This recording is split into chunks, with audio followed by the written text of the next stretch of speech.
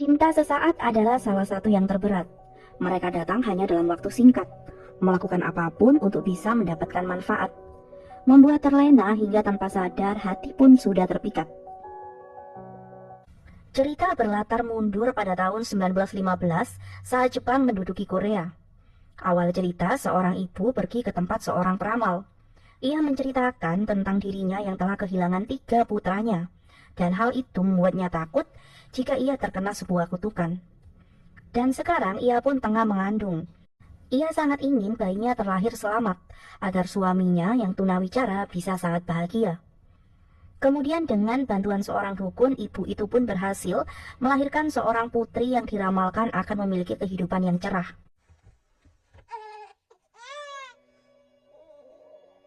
Bayi perempuan itu diberi nama Sunja. Dan singkat cerita, kini ia telah menjadi seorang gadis kecil yang cantik dan ceria. Sunja kecil adalah gadis pemberani dan ramah kepada sesama. Ia pun mahir melakukan tawar-menawar di pasar, ketika membantu para nelayan mendapatkan harga bagus untuk ikan-ikan tangkapan mereka. Sayangnya keberadaan tentara Jepang seringkali memberikan suasana mencekam ketika mereka melakukan penindasan kepada warga Korea.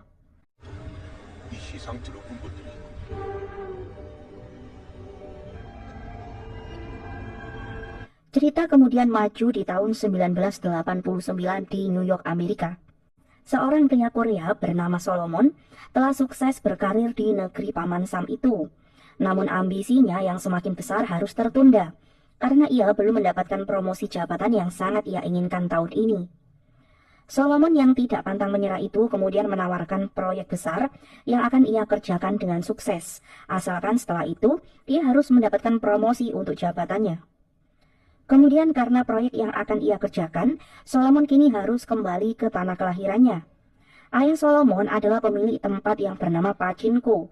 Ia terlihat sangat bahagia dan bangga.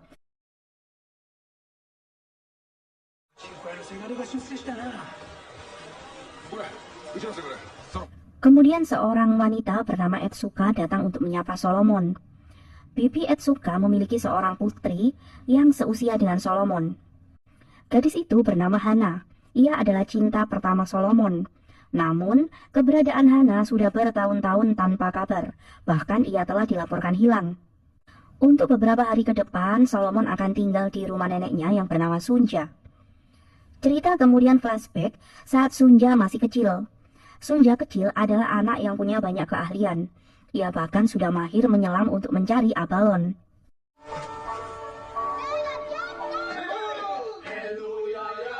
Orang tua Sunja memiliki bisnis persewaan kamar untuk para nelayan. Dan malam itu, beberapa nelayan sedang menginap di sana. Salah seorang nelayan yang sedang mabuk tiba-tiba mencurahkan emosi dalam dirinya yang begitu kesal dengan penindasan di tanah airnya sendiri. Namun ocehan pria tersebut justru membuat teman-temannya takut karena membicarakan tentara Jepang adalah hal yang sangat-sangat berbahaya untuk mereka. Bahkan ibu Sunja sendiri sangat takut jika mereka mendapatkan masalah ketika tentara Jepang mendengar ada yang sedang membicarakan keburukan mereka, karena hal tersebut akan dianggap sebagai pengkhianatan. Kemudian keesokan harinya, Sunja dengan berani menegur nelayan yang mabuk tadi malam, karena yang ia lakukan bisa membahayakan orang-orang di sekitarnya. Kemudian hari berikutnya, beberapa tentara Jepang datang untuk mencari nelayan Song yang mabuk tadi malam. Sunja pun bergegas pergi mencari ayahnya agar ia segera pulang. Ayah Sunja meminta maaf karena seharusnya kemarin ia langsung melaporkan nelayan Song kepada mereka. Para tentara Jepang kemudian pergi karena mereka tidak menemukan nelayan Song di sana. Kemudian hari berikutnya situasi desa kembali mencekam saat tentara Jepang menangkap nelayan Song dan menganggapnya sebagai pengkhianat. Sunja menangis di pelukan ayahnya karena ia tidak tega melihat nelayan Song diperlakukan oleh tentara Jepang dengan buruk. Kemudian saat Kaisar yang memimpin Jepang menduduki Korea meninggal, hari itu ayah Sunja pun harus pergi untuk selamanya setelah ia dikalahkan oleh penyakit yang ada di dalam dirinya. Sunja masih ingat pesan ayahnya agar ia tumbuh dengan sangat baik dan berani agar bisa melindungi ibunya. Dan 9 tahun kemudian, terlihat sosok pria tampan dan bangsawan bernama Ko Han Su. Ia telah menjadi pimpinan industri pasar tradisional di sana. Dan fokus Ko Han Su saat itu teralihkan saat melihat sosok Sunja dari kejauhan. Sunja tampak sangat berani karena tidak memberi hormat kepada tentara Jepang saat melewati jalan di pasar. Ko Han Su sangat tertarik dengan sosok Sunja hingga ia menanyakan namanya kepada penjual di pasar. Sunja sendiri dari tadi merasa ada yang memperhatikan dirinya, dan disitulah awal pertama mereka bertemu.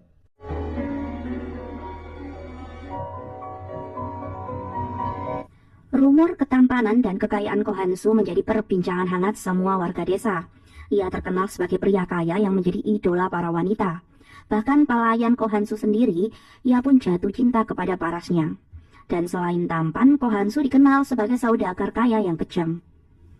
Sesampainya di pelabuhan, Sunja melihat Ko Han Su sedang memarahi nelayan karena hasil tangkapan mereka kurang memuaskan. Sunja terpaku dan tidak bisa memalingkan tatapannya dari Ko Han Su.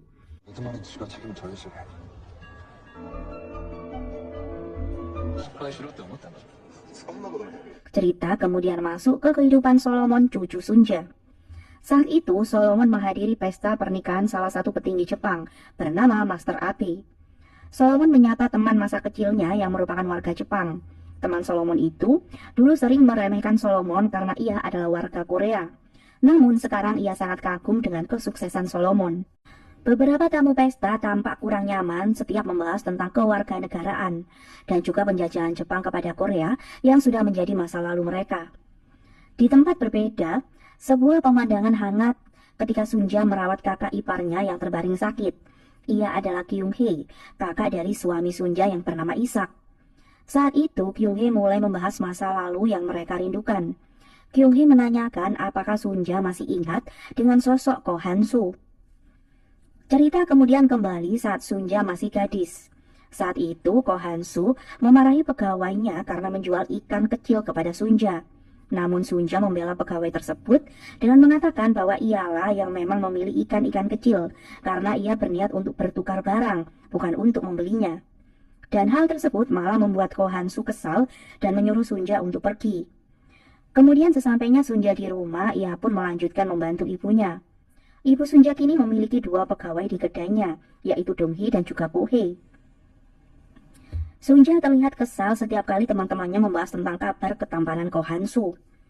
Kemudian hari berikutnya, saat Sunja berada di pasar, ia mendapatkan hadiah dari Ko Han Su yang dititipkan pada seorang pedagang. Namun Sunja menolak hadiah tersebut karena ia anggap kurang sopan jika ia menerimanya.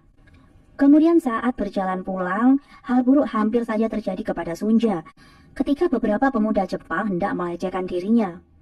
Beruntung sekali saat itu Ko Han Su datang dan menyelamatkan Sunja.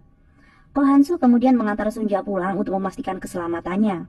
Di sini Sunja dan Ko Han Su mulai lebih akrab satu sama lain. Dan sebagai rasa terima kasih, Sunja berjanji untuk mencucikan kemeja Ko Han Su yang kotor karena perkelahian tadi. Dan mereka pun berjanji untuk bertemu esok hari.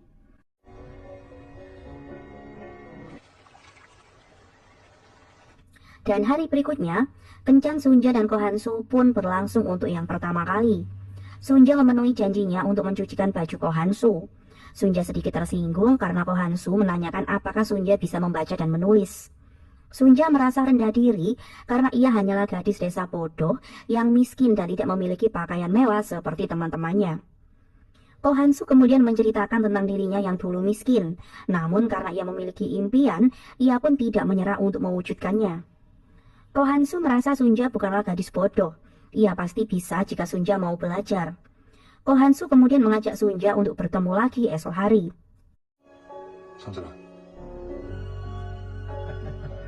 Cerita kemudian masuk ke kehidupan Solomon. Malam itu ayah Solomon mendapatkan kabar dari detektif yang ia sewa tentang keberadaan Hana. Ayah Solomon dengan hati-hati memberitahu ibu Hana, karena kabar tentang Hana sendiri sebenarnya cukup mengkhawatirkan.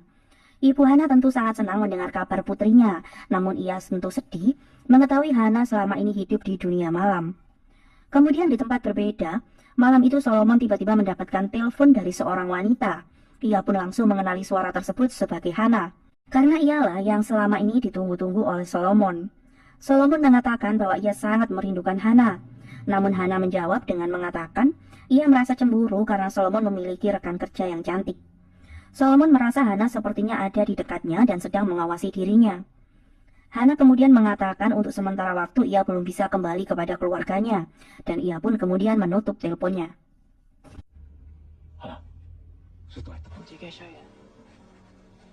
Cerita kemudian kembali kepada kehidupan Sunja saat masih remaja.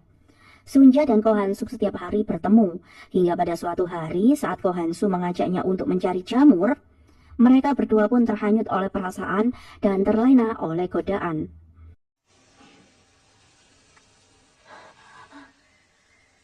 Dan setelah unboxing pertama mereka, Sunja dan Ko Han-soo hampir selalu bercinta setiap kali mereka bertemu. Hingga suatu hari, Sunja menyadari bahwa sepertinya ia tengah hamil buat cintanya dengan Ko Han-soo. Namun saat itu Ko Han-soo sedang pulang ke Osaka. Sunja terlihat sedih setelah mendengar bahwa kemungkinan besar Ko Han-soo tidak akan kembali ke Yongdo. Cerita kemudian maju saat Sunja telah menua. Hari itu adalah hari kematian Pyong-hae. Sebuah upacara pembakaran pun diadakan dengan dihadiri keluarga terdekat untuk melepas kepergian Pyong-hae. Kemudian cerita kembali dengan kehidupan Sunja remaja. Setelah 1 minggu ia menunggu kabar Ko Han-soo dengan cemas, akhirnya hari itu Ko Han-soo pun kembali terlihat di Yongdo. Sunja sangat bahagia bisa melihat Ko Han-soo lagi, karena sebelumnya Sunja takut Ko Han-soo benar-benar pergi dan tidak kembali. Kemudian Ko Han-soo memberikan sebuah jam mewah untuk Sunja dan berjanji akan mengajarkan Sunja cara membaca jam tersebut. Setelah itu, Sunja memberanikan diri untuk mengatakan bahwa ia tengah hamil. Ko Han-soo sangat bahagia dan berharap anak tersebut adalah anak laki-laki seperti yang selama ini sangat ia inginkan. Sunja sangat bahagia mengetahui respon Ko Han-soo. Kemudian Sunja meminta Ko Han-soo untuk bertemu dengan ibunya dan membahas tentang rencana pernikahan mereka.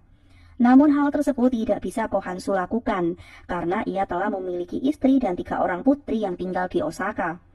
Walaupun bagi Ko Han-soo itu hanyalah pernikahan bisnis yang tidak didasari rasa cinta.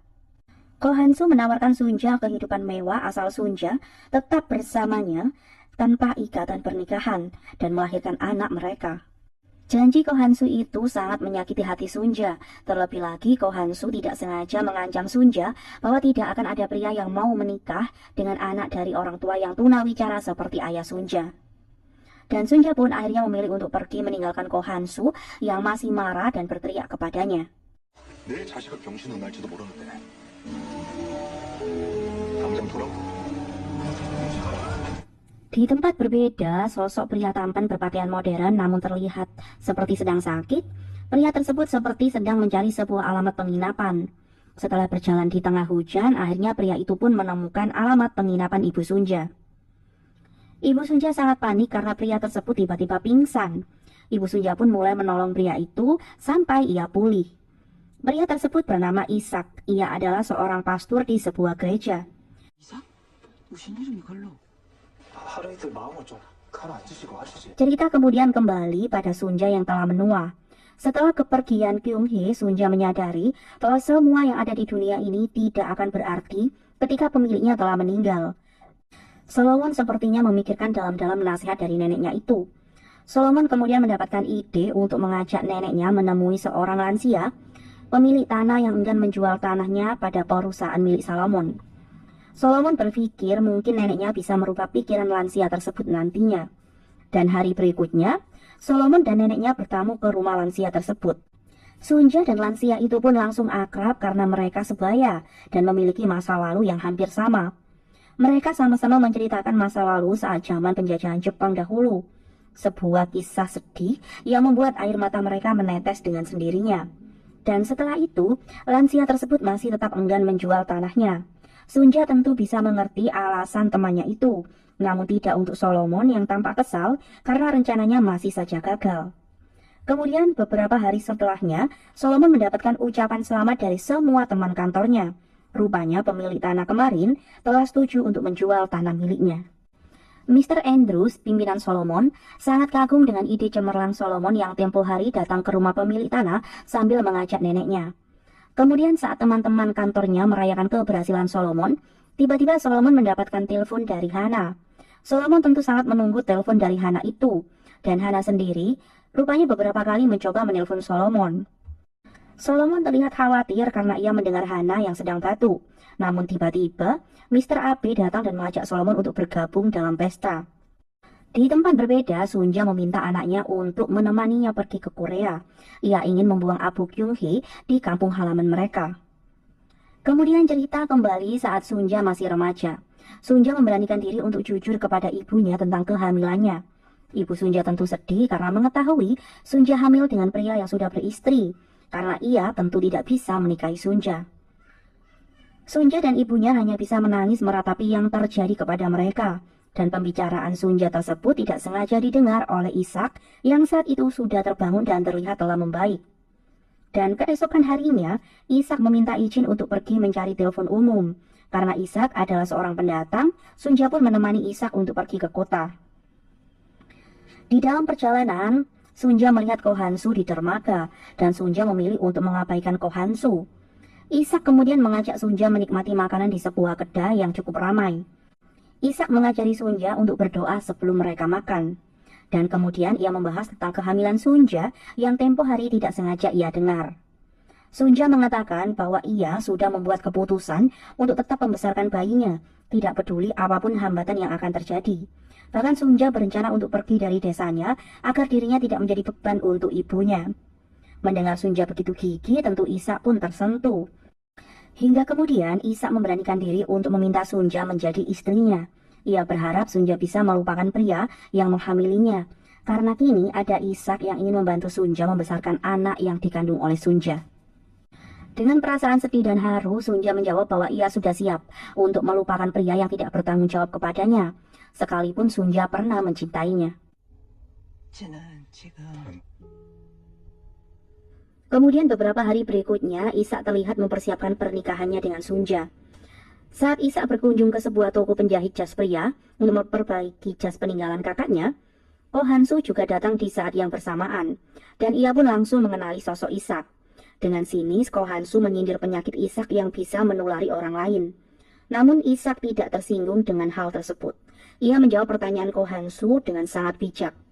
Ia tidak peduli bahkan saat Ko Han-su menghina jas tua yang Ishak ingin perbaiki saat itu. Ia dengan sopan menolak tawaran Ko Han-su yang ingin membelikannya setelan jas yang baru. Ishak sepertinya menyadari bahwa Ko Han-su adalah pria yang disukai oleh Sunja. Kemudian sebelum pergi, Ishak memesan satu setel jas pernikahan untuk ia pakai beberapa hari lagi. Ko Han-su hanya bisa menahan cemburu dan emosi mendengarkan perbincangan bahagia antara penjahit jas tersebut dengan Ishak. Kemudian hari pernikahan Sunja pun tiba. Pernikahan tersebut hanya dihadiri oleh ibu Sunja yang terlihat bahagia namun juga sedih karena kondisi Sunja saat itu tengah hamil. Pendeta yang akan memimpin upacara pernikahan mereka awalnya tidak setuju karena kondisi Sunja yang tengah hamil. Hal tersebut dianggap sebuah dosa yang besar dalam agama mereka. Namun karena Ishak meminta dengan tulus dan menceritakan tentang pengorbanan dan kebaikan Sunja yang telah menyelamatkan dirinya, pendeta itu pun akhirnya menikahkan mereka. Sunja hanya bisa menangis dan memohon ampun atas dosanya. Sebuah pernikahan sederhana, namun begitu terasa ketulusannya menjadi momen bahagia untuk pasangan itu. Kemudian Ibu Sunja sengaja memberi beras putih yang biasanya menjadi barang sangat berharga untuk warga pribumi Korea. Awalnya pemilik toko tidak berani menjualnya karena itu adalah pesanan para warga Jepang. Namun karena mengetahui itu adalah hadiah yang akan diberikan untuk Sunja sebelum ia pergi mengikuti suaminya, akhirnya penjual tersebut memberikan beras putih itu kepada Ibu Sunja. Ia pun ingin Ibu Sunja bisa melepaskan kepergian Sunja dengan bahagia. Sesampainya di rumah, Ibu Sunja dengan tulus menyiapkan hidangan terbaiknya untuk Sunja dan Ishak. Sunja meneteskan air matanya sambil menikmati makanan yang diberikan oleh ibunya. Sunja sadar bahwa sebentar lagi ia harus melanjutkan hidupnya dan pergi meninggalkan kampung halamannya. Kemudian terlihat Ibu Sunja sedang menyiapkan pakaian yang akan dibawa oleh Sunja. Sesekali Ibu Sunja memegang pakaian tersebut dan terlihat ia begitu merindukan anaknya saat Sunja nanti benar-benar pergi. Kemudian, saat berkunjung di pasar, seorang pedagang ikan memberikan Sunja kenang-kenangan karena mengetahui sebentar lagi Sunja akan pergi ke Osaka. Setelah itu, seorang tentara Jepang sengaja meminta Sunja untuk ikut dengannya. Rupanya itu adalah perintah dari Ko Han-su yang ingin sekali bertemu dengan Sunja. Ko Han-su sengaja memprovokasi Sunja dan ingin membuat Sunja goyah. Ko Han-soo menjelek-jelekkan Isak karena Isak hanyalah pria yang sakit-sakitan. Sunja dengan berani melawan Ko Han-soo dan membela Isak karena kini Isak adalah suaminya. Bagi Sunja, Isak jauh lebih baik karena sudah menyelamatkan Sunja dari kehidupan hina yang ditawarkan oleh Ko Han-soo untuk Sunja.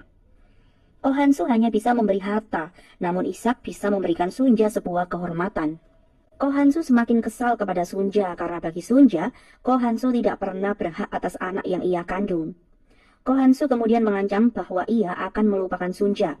Bahkan jika suatu saat nanti Sunja memohon untuk kembali kepadanya, Ko Han-soo tidak akan menginginkannya. 이 아는 내 압니다. Kemudian hari perpisahan pun tiba. Semua penghuni pondok milik Ibu Sunja begitu haru melepas kepergian Sunja. 지켜줄 수 있지?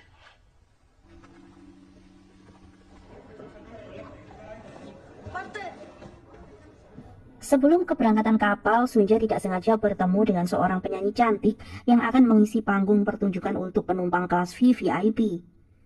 Penyanyi tersebut mengatakan ia akan bernyanyi untuk semua orang di kapal.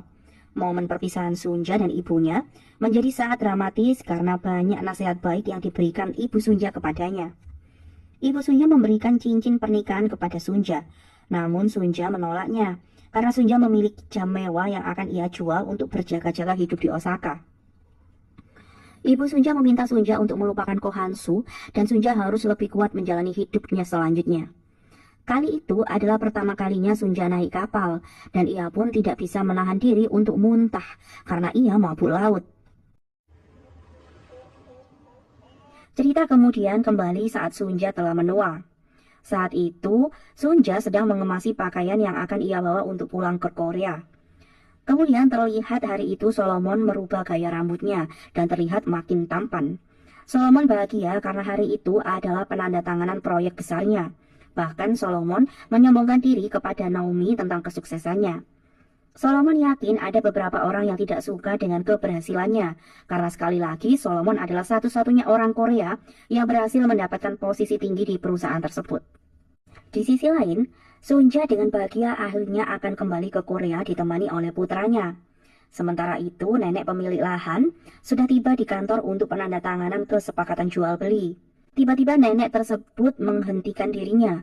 Sepertinya nenek itu kembali memikirkan tentang keputusan yang akan ia ambil. Solomon mencoba berdiskusi dengan nenek tersebut dan mengatakan bahwa keputusan nenek untuk menjual tanahnya adalah hal yang baik untuk bisa diwariskan kepada anak dan cucunya. Solomon menceritakan bahwa neneknya sekarang kembali ke Korea. Dahulu ia meninggalkan Korea dengan tangan kosong, namun sekarang ia kembali ke Korea dengan naik pesawat kelas mahal. Namun nenek tersebut memiliki pemikiran yang berbeda.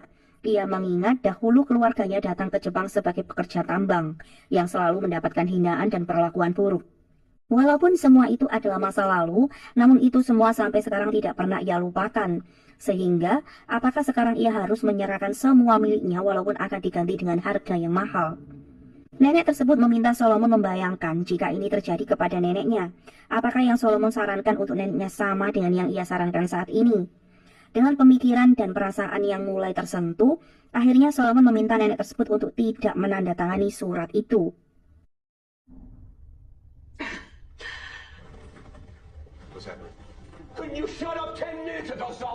Akhirnya proyek itu pun gagal. Solomon mendapatkan marah dari Andrew dan Mr. Abe. Solomon terlihat tidak peduli dengan semua itu. Ia pun melepaskan bebannya dengan berlari menikmati hujan dan kemudian berhenti untuk menikmati alunan musik dari band yang saat itu melakukan pertunjukan di jalanan. Naomi tersenyum melihat Solomon menari penuh dengan sukacita, merayakan beban yang akhirnya terlepas darinya. Sementara di tempat berbeda, Sunja tua akhirnya pun sangat bahagia karena bisa kembali menikmati setiap sudut kota Korea.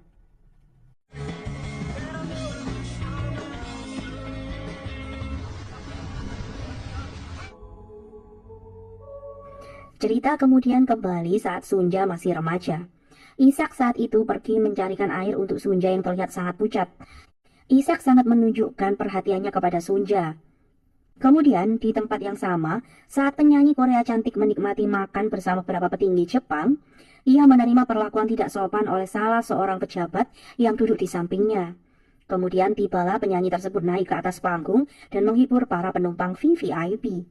Sebuah lagu balad dinyanyikan dengan sempurna olehnya, namun kemudian ia memberanikan diri menyanyikan lagu Korea yang membuat penumpang-penumpang Korea di dek kapal berseru menikmati lagu tersebut. Penyanyi tersebut seperti menyimpan emosi yang selama ini ia pendam. Kemudian saat beberapa prajurit Jepang akan menangkapnya, ia pun memilih untuk mengakhiri hidupnya di depan para tamu VVIP.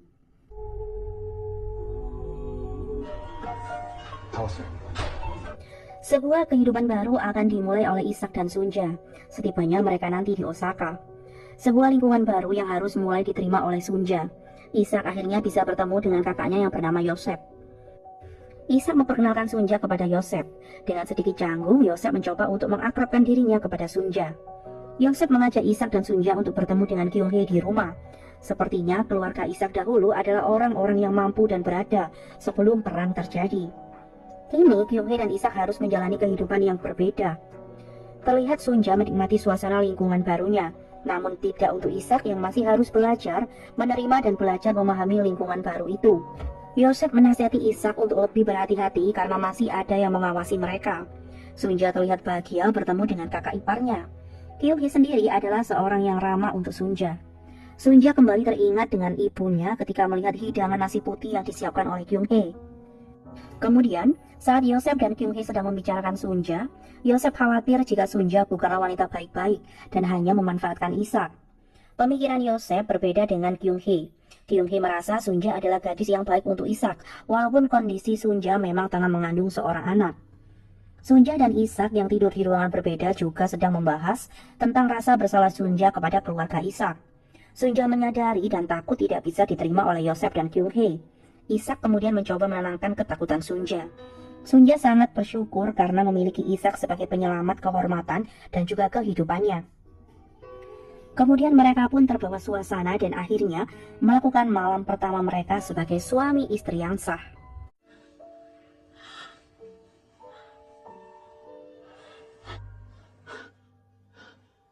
Singkat cerita, sebulan sudah Sunja tinggal di Osaka.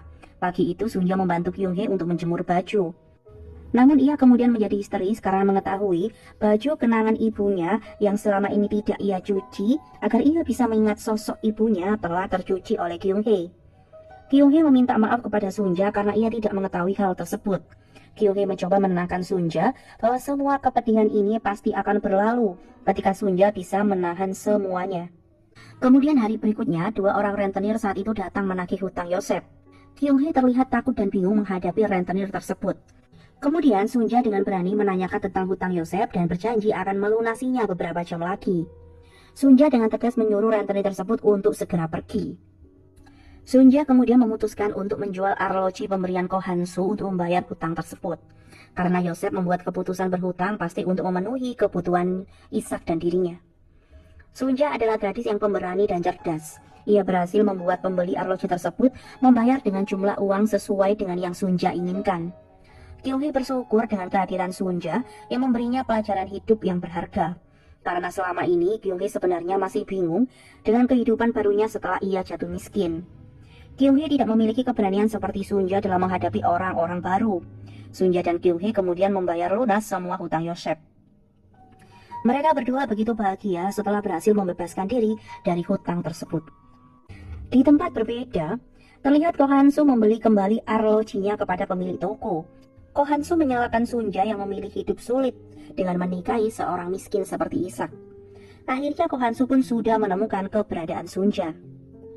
Dan kebahagiaan Sunja dan Isak di tempat baru mereka pasti akan mulai terusik setelah Ko Han-soo sudah mengetahui keberadaan Sunja.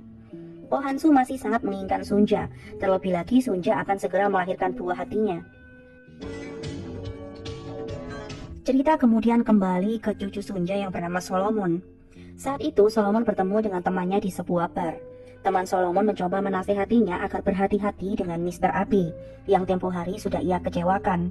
Solomon mulai mengkhawatirkan pekerjaannya karena kegagalan kesepakatan tempo hari. Teman Solomon mencoba menenangkan Solomon untuk tidak terlalu memikirkan pekerjaannya. Teman Solomon rupanya tahu tentang hubungan Solomon dan Hana.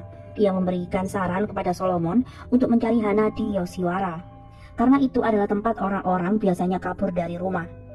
Kemudian saat itu Solomon menyapa Naomi yang terlihat baru datang. Kemudian Solomon mengajak Naomi untuk mengobrol bersama. Naomi mengatakan ia bisa merasakan kebahagiaan saat melihat Solomon menari di bawah hujan saat itu. Solomon sendiri bingung menggambarkan suasana hatinya saat itu. Di satu sisi ia kecewa kepada dirinya, namun di sisi lain ia begitu gembira menikmati alunan musik dan hujan. Naomi kemudian membicarakan tentang Hana. Naomi mengetahui hal tersebut saat tidak sengaja mendengar percakapan Solomon. Solomon kemudian menceritakan tentang sosok Hana yang membuatnya begitu tergila-gila. Namun kini ia tidak tahu keberadaannya di mana. ずっと心のどっかにいたんだ。飲み込まれてしまうわ。強烈な人間で。 Kemudian hari berikutnya Solomon mencoba mencari Hana di daerah Yoshiwara. Daerah tersebut terlihat sedikit kumuh. Kemudian Solomon akhirnya bertemu dengan teman ayahnya yang bernama Haruki. Solomon diajak untuk berkunjung ke rumah Haruki. Solomon terlihat senang bisa bertemu dengan beberapa teman ayahnya yang sudah ia anggap seperti keluarganya sendiri. Sebuah suasana bahagia walaupun dengan makanan yang sederhana. Kemudian saat kembali ke apartemennya, Solomon menelpon atasannya untuk mengingatkan sepertinya perusahaan Kurota sedang melakukan penjualan asetnya diam-diam. Saat itu Tom meminta maaf karena Solomon sudah dipecat dari perusahaannya karena kemurkaan Mr. Abe tempo hari. Kemudian Solomon mendapatkan telepon dari Hana. Dalam telepon, Hana terdengar sangat menangis. Dalam telepon, Hana terdengar menangis dan meminta bantuan Solomon untuk menyelamatkan dirinya.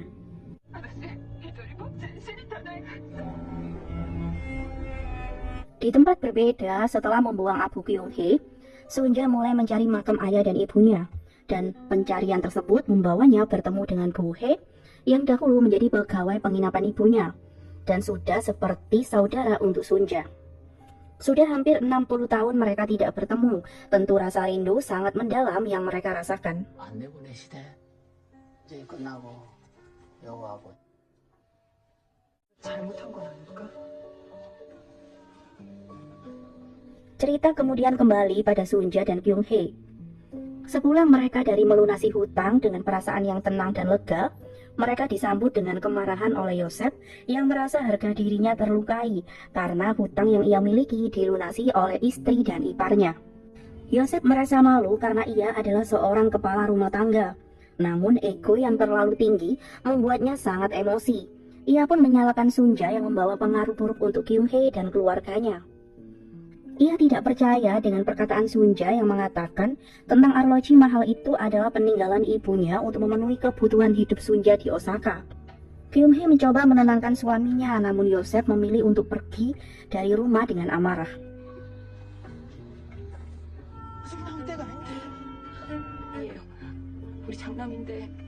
Sementara itu, Ishak yang kini aktif mengurus gereja, ia membantu seorang ibu yang meminta tolong Ishak agar ia bisa menasihati putranya yang mulai berubah. Dan rupanya putra si ibu itu berubah karena ia ingin memperjuangkan hak-hak warga Korea yang masih selalu tertindas oleh warga Jepang. Dengan berapi-api, pemuda tersebut ingin melakukan pemberontakan dengan rekan-rekannya sesama buruh tambang. Ishak mencoba menasehati pemuda tersebut karena sudah sangat banyak korban dari pemberontakan sebelum-sebelumnya. Ia tidak mau hal tersebut terulang lagi.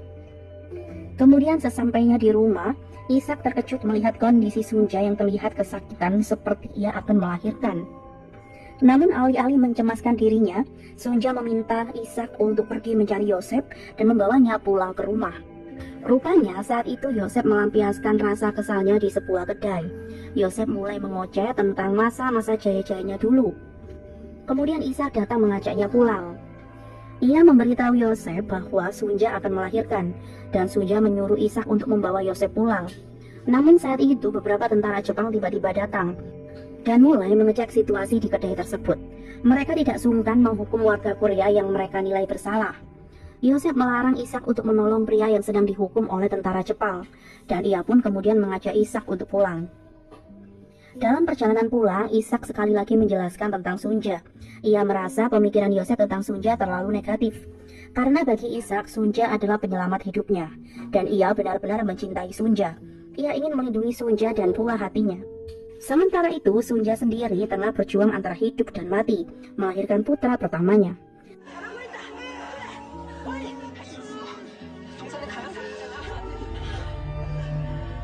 Dan sesampainya di rumah, Ishak disambut hadiah luar biasa, yaitu kelahiran putra pertamanya. Sunja dan Ishak meminta Yosef untuk memberi nama putra pertama mereka, karena Yosef sangat mereka hargai sebagai kepala rumah tangga. Yosef menangis haru dan kemudian memberi nama Noah untuk keponakan pertamanya. ノアラばあちゃん。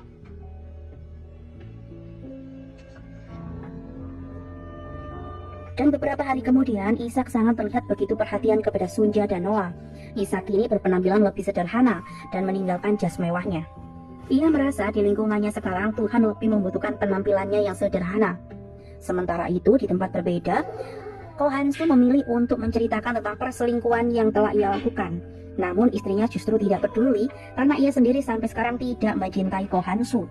Dan ia menyindir Ko Han-soo dengan mengasihani putra Ko Han-soo karena memiliki ayah seperti Ko Han-soo. 聞いてるのか。あなたのことどう思うかしら。 Cerita kemudian kembali pada hubungan Hana dan Solomon. Sejak remaja, Solomon sangat menyukai Hana karena ia adalah gadis pemberani yang berjiwa bebas.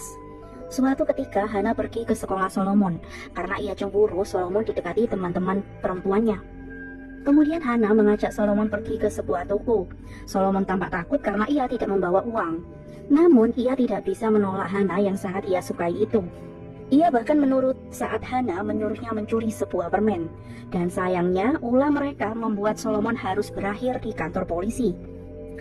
Namun hal tersebut tidak berlangsung lama karena seseorang yang memiliki kedudukan tinggi meminta pimpinan polisi untuk membebaskannya. Kasus pertama Solomon tersebut membuat ayahnya berpikir untuk mengirim Solomon ke Amerika secepatnya. Dan Solomon harus menerima keputusan tersebut. いや、ここは行くんや。おったら一生ハンデ背負ってきた。どれ。残念ですが。 Cerita kemudian kembali saat Hana telah pulang ke keluarganya. Namun saat itu dokter memvonis Hana tengah menderita virus AIDS. Dan usianya tidak akan lama lagi. Sebenarnya rumah sakit tersebut menolak keberadaan Hana. Namun karena ada seorang dokter yang bersedia merawatnya di ruangan terpisah, kepala rumah sakit pun menyetujuinya. Di sisi lain, demi kesembuhan Hana, Solomon mengajaknya berobat ke Amerika. Namun Hana telah pasrah dan ingin dengan tenang menghadapi ajalnya. Hana masih tampak keren bahkan saat ia sedang sakit. Ia menceritakan bahwa penyakitnya ditularkan oleh seorang pria warga Jepang yang ia kenal dengan singkat. Solomon tampak kurang nyaman mendengar cerita Hana tersebut. Ibu Hana menunjukkan perhatian penuh dan kasih sayang kepada putrinya yang sempat hilang itu. Ia mencoba membayar waktu saat mereka terpisah dahulu. Dan tidak hanya itu, Sunja pun datang untuk membantu merawat Hana secara bergantian.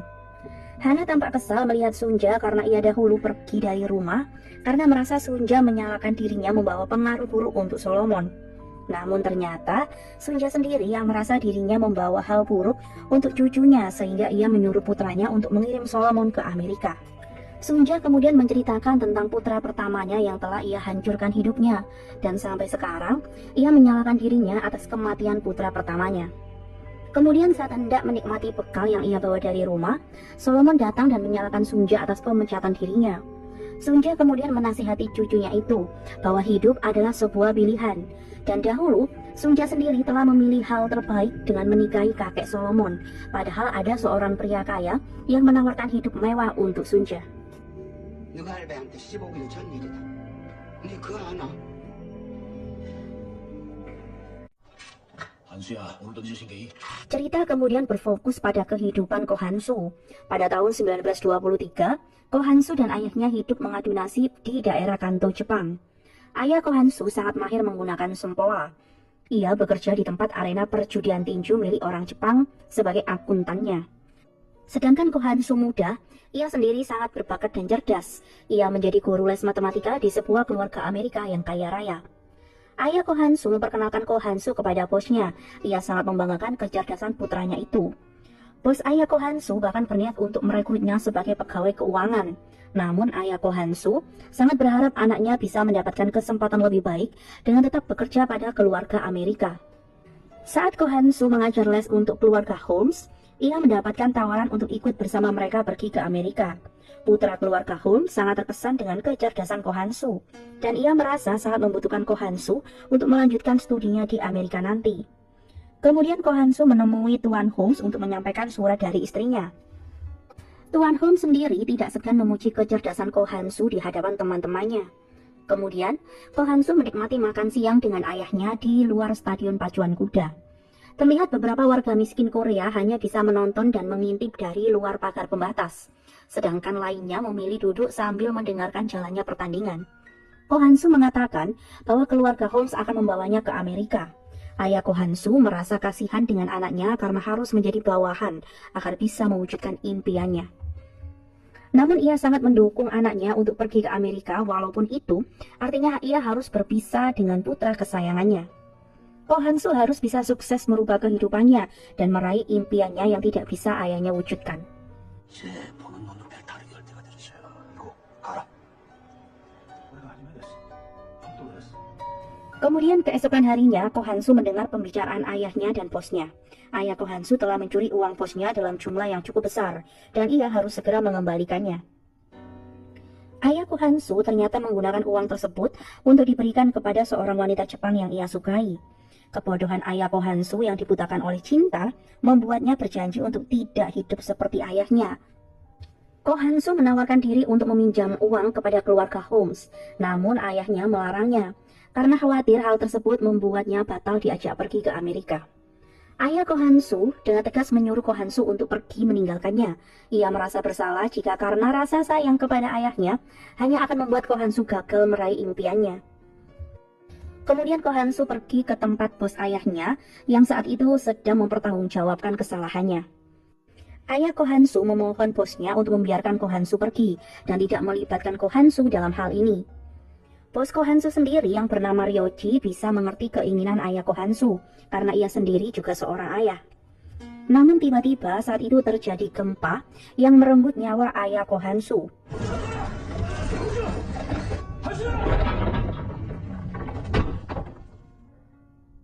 Ko Hansu sangat sedih dengan kejadian tersebut. Ryoji yang selamat dari gempa itu kemudian mengajak Ko Hansu pergi untuk menyelamatkan diri mereka. Mereka kemudian bergabung dengan warga lain untuk mengamankan diri di sebuah bukit. Ryoji mencoba menyadarkan Ko Hansu untuk tetap tegar melanjutkan hidupnya dan tidak menyia-nyiakan pengorbanan ayahnya. Ryoji menyuruh Ko Hansu untuk pergi ke rumah keluarga Holmes. Kemudian setibanya di rumah keluarga Holmes, ia melihat keluarga Holmes sedang mengemasi barang-barangnya. Ko Hansu kemudian mengajak Nyonya Holmes dan Andrew pergi ke dermaga. Namun jalan satu-satunya hanya bisa dilewati dengan berjalan kaki. Kemudian saat mereka menyusuri jalan, tiba-tiba gempa susulan datang dan menewaskan Nyonya Holmes dan Andrew. Ko Hansu terlihat semakin panik. Ia kemudian bertemu dengan Tuan Ryoji kembali. Saat itu sudah hampir malam dan kota Kanto terlihat hancur dengan kabut tebal menutupi kota itu. Terlihat banyak sekali jenazah di setiap jalan dan Ko Hansu menatap sedih jenazah Nyonya Holmes dan Andrew. Kemudian mereka tiba di sebuah kedai yang menawarkan minuman seadanya. Saat itu, sebuah berita tentang kaburnya tahanan Korea yang mulai menjajah rumah-rumah membuat warga Jepang mulai khawatir. Bahkan sengaja dihembuskan kabar bahwa tahanan Korea tersebut ingin membunuh warga Jepang dengan meracuni sumur mereka. Kemudian saat Ko Hansu dan Ryoji meneruskan perjalanan mereka, terlihat 4 orang tahanan Korea yang meminta perlindungan dari warga Jepang yang mengejar mereka. Kemudian seorang pria tua menyuruh mereka untuk bersembunyi di lumbungnya.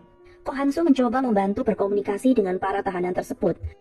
Ryoji yang mengetahui situasi sedang tidak aman meminta Ko Hansu untuk juga bersembunyi dari para warga Jepang yang sedang murka mencari keberadaan tahanan Korea.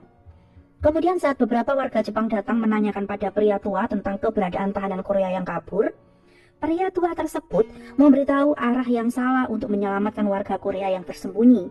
Namun tiba-tiba, salah satu warga Jepang curiga dengan lumbung di dekat mereka. Mereka pun akhirnya menemukan orang-orang Korea yang mereka cari dan langsung membakar mereka hidup-hidup.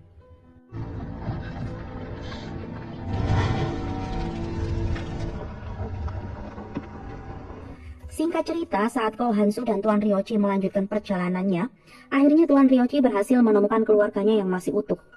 Tuan Ryoji kemudian memperkenalkan Ko Hansu dan mengatakan mulai sekarang Ko Hansu adalah bagian dari mereka.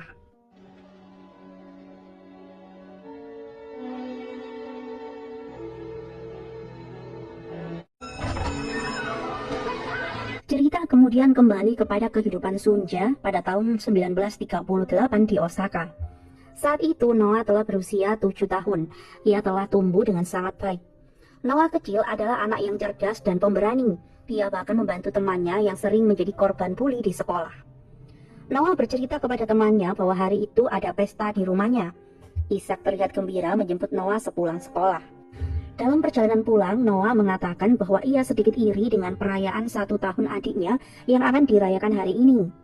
Ishak kemudian menceritakan bahwa dahulu mereka juga merayakan acara yang sama saat Noah berumur 1 tahun. Walaupun kondisi keluarga mereka sedang kesulitan, tapi mereka selalu berusaha yang terbaik untuk Noah. Ishak sangat bahagia karena dahulu Noah memilih benang merah, yang bisa diartikan sebagai harapan agar Noah diberi umur yang panjang. Noah terlihat sedikit kesal dengan pilihannya dahulu, karena ia sekarang lebih menginginkan uang sebanyak-banyaknya. Noah berharap adiknya kali ini akan memilih koin, agar di masa depan nanti, Mozasu bisa menjadi orang yang kaya. Dolcati adalah sebuah pesta untuk seorang bayi saat usianya 1 tahun, hampir mirip seperti Dedak Sinten versi Jawa.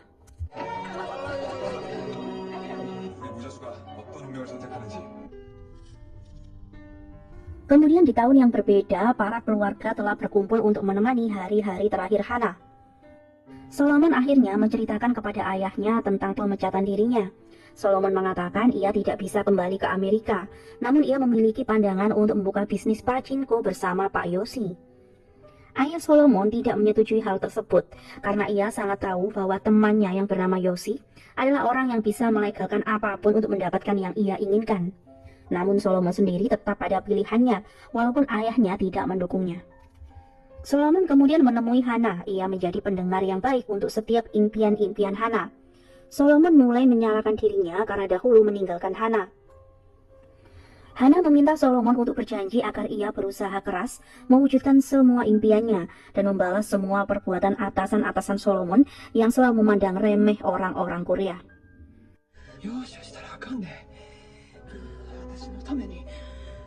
Dan beberapa hari kemudian, Solomon terlihat mengajukan kerjasama dengan Tuan Yoshi. Solomon meminta Tuan Yoshi untuk mendukung idenya untuk membalaskan dendam kepada Tuan Abe dengan membeli tanah milik nenek yang tempo hari menolak menjual kepada perusahaan lama Solomon.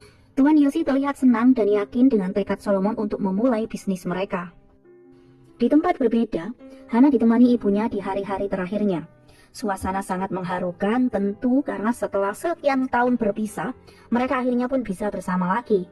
Namun mereka tidak bisa memiliki waktu yang lama. Mozasu terlihat kecewa dan merasa bersalah dengan nasib buruk Hana dan ibunya. Mozasu kemudian teringat dengan kakaknya yang sama-sama bernasib buruk. Memori tentang Noah pun terlintas dalam benak Sunja kembali. Sunja yakin nasib buruk Noah tidak akan terjadi kepada Solomon.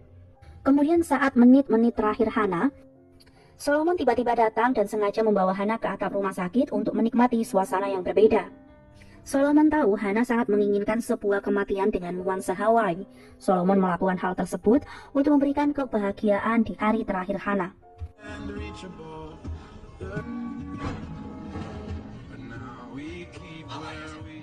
Hana pun akhirnya pergi untuk selama-lamanya ditemani semua orang yang menyayanginya.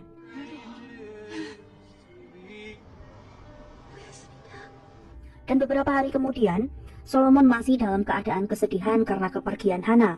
Sunja kemudian memberikan arloji yang dahulu diberikan Kohansu untuknya. Dahulu Sunja menganggap arloji tersebut adalah arloji pembawa sial, namun rupanya arloji tersebut adalah pembawa keberuntungan untuk keluarganya. Sunja berharap arloji tersebut bisa membawa keberuntungan untuk Solomon nantinya.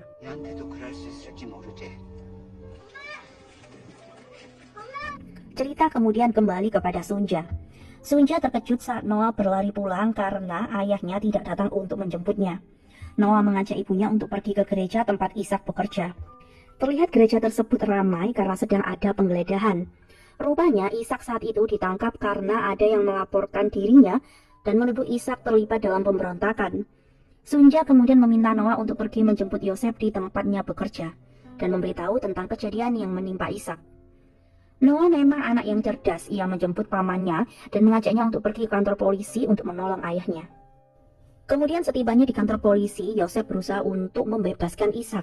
Namun polisi yang bertugas mengatakan bahwa mereka hanya akan membebaskan Ishak jika ia terbukti tidak bersalah. Noah yang cerdas mencoba untuk mengartikan percakapan antara pamannya dan petugas kepolisian, karena Sunja tidak memahami bahasa Jepang. Kemudian di luar kantor polisi, Yosef mencoba untuk menenangkan Sunja dan Noah agar tidak terlalu khawatir karena ia pasti akan membebaskan adiknya. Kemudian Sunja sengaja menyapa seorang wanita yang ia lihat di dalam kantor polisi. Sunja menanyakan apakah wanita tersebut juga mengunjungi suaminya di penjara. Rupanya wanita itu adalah jamaah Ishak. Ia sangat berterima kasih karena selama ini Ishak sangat membantunya dan semua imigran yang lain untuk tetap yakin bahwa pertolongan pasti akan datang. Wanita tersebut kemudian mengajak Sunja menemui seorang warga Jepang yang sangat disegani agar bisa membantu mengeluarkan Ishak dari penjara. Di tempat berbeda, Yosef harus menerima kenyataan pahit karena ia dipecat oleh bosnya. Bos pabrik Yosef tidak memiliki pilihan lain karena kasus penangkapan Ishak berkaitan dengan kejahatan politik di Jepang. Noah dengan berani mengajak ibunya bertemu dengan pria Jepang yang dimaksud oleh wanita tadi. Noah menjadi penerjemah percakapan antara Sunja dan Tuan Hashikawa. Selama ini, Ishak sering menceritakan tentang Sunja dan anaknya kepada Tuan Hashikawa. Ishak dan Tuan Hashikawa selama ini berjuang membantu agar semua pekerja bisa mendapatkan upah yang layak, walaupun itu diartikan sebagai tindakan menentang kaisar. Sunja tidak bisa menerima semua itu karena akibatnya kini Ishak harus ditangkap dan kehidupan keluarga mereka mengalami kesulitan. Kemudian tiba-tiba beberapa polisi datang untuk menangkap Tuan Hashikawa. Penangkapan tersebut membuat Sunja harus diinterogasi tentang keterlibatannya atas kasus Ishak dan Tuan Hashikawa. Polisi mencurigai Sunja juga bergabung dengan kelompok pemberontakan pemerintah. Petugas polisi menuduh Ishak adalah seorang penghasut. Namun bagi Sunja, Ishak adalah seorang suami dan ayah dari anak-anaknya yang sangat baik, terlepas dari permasalahannya saat itu. Kemudian setelah interogasi selesai, Sunja menemui Noah yang sedang menunggunya. Kemudian Noah terkejut melihat ayahnya yang akan dipindahkan oleh petugas polisi. Pemandangan sangat mengharukan ketika Noah dan Sunja mengejar mobil polisi yang membawa Ishak.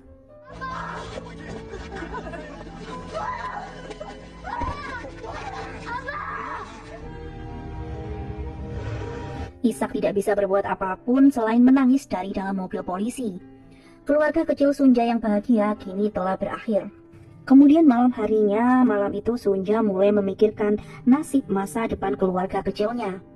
Kemudian Sunja memutuskan untuk menjual cincinnya sebagai modal usaha karena ia harus membantu ekonomi keluarganya.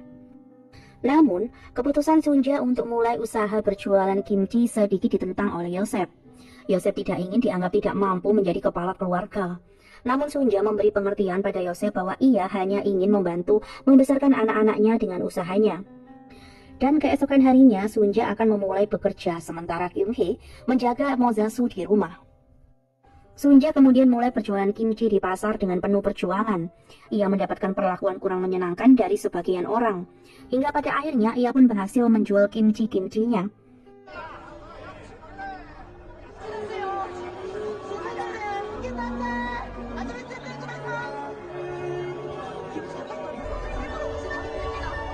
Sementara itu, di tempat berbeda, saat Noah akan pergi ke sekolah, Ko Han-soo mendekati Noah yang saat itu terlihat murung. Ko Han-soo kemudian menanyakan kenapa Noah memilih jalan yang lebih jauh untuk pergi ke sekolah. Rupanya Noah ingin mengingat ayahnya karena ayahnya menyukai jalan tersebut. Ko Han-soo menceritakan tentang masa kecilnya yang tidak mendapatkan kesempatan untuk sekolah. Namun karena tekadnya yang kuat, ia pun bisa mendapatkan kesempatan untuk mewujudkan mimpinya. Noah sempat terlihat bingung dengan kedatangan Ko Han-soo yang terlihat mengenal tentang dirinya. Ko Han-soo juga menceritakan tentang gempa di wilayah Kanto yang menewaskan ayahnya dahulu. Namun ia tetap harus berangkat dan berjuang walau masih dalam keadaan kesedihan. Ko Han-soo menasihati Noah agar ia bertahan hidup dan berjuang untuk menjadi seseorang yang unggul dan sukses dan tidak melihat ke belakang. Dan Pachinko Season 1 pun selesai. Kita tunggu saja Pachinko Season 2 yang entah akan tayang tahun berapa. 주변 건 누구보다도 앞서가야 돼.